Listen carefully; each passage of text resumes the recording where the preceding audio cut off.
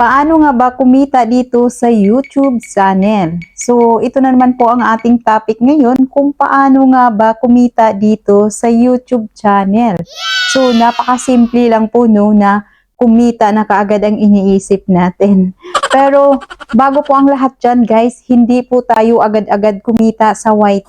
So, meron pong patakaran si YT o meron po siyang requirements bago po magkakaroon ng kita dito sa YT. So, ano nga ba ang mga patakaran o ano nga ba ang requirements ni YT dito? So, una-una po, kailangan nyo pong ma-reach ang 1,000 subscriber at 4,000 watch hour. Yan po ang requirements ni YT.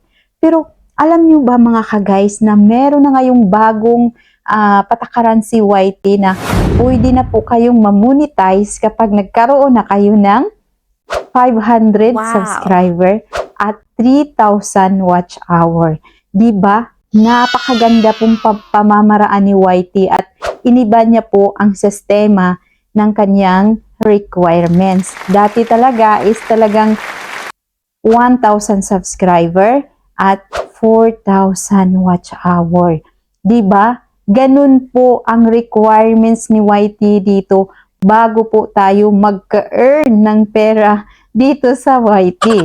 So, ano nga pa ang pamamaraan mo mga ka-guys para po ma-reach natin ang kailangan ni YT? So, wag po nating isipin kaagad sahod. Kasi pag iniisip nyo pong sahod kaagad, talagang panghihinaan kayo ng loob. Lalong-lalo na sa 1,000 subscriber o sa 4,000 watch hour. Napakahirap po talagang abutin mga ka-guys, lalo na sa mga baguhan ngayon, lalo na hindi po kayo sikat. So, ako po guys, naabot ko po yung mga ganyan, no? So, umabot po ako ng 8 months. So, di ba? Napakatagal po mga ka-guys na naabot ko po itong requirements ni YT. Dahil hindi po talaga ako araw-araw gumagawa ng videos o nagla-live po ako, pero po talagang napakahirap po talaga abutin. So kung gusto niyo pong malaman kung paano po abutin ang 1,000 subscriber, so meron po ako dyan mga ka-guys, so panoorin niyo na lang po ang aking video kung paano ko po naabot ang 1,000 subscriber. At kung gusto niyo pong malaman kung paano po abutin ang 4,000 watch hours, so, aabangan-abangan nyo na lang po mga ka-guys. So, isi-share ko na naman po sa inyo kung paano ko nga ba naabot ang 4,000 watch hour. So, yun lang guys ang aking may share sa inyo, no? So, makakakita ka po talaga dito sa YT kapag naabot mo po yung requirements ni YT.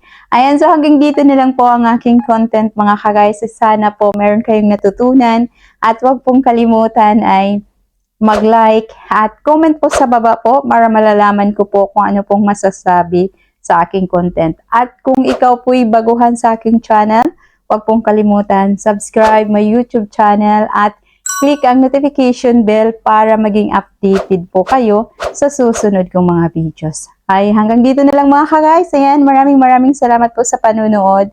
Have a nice day and get blessed po. Bye-bye!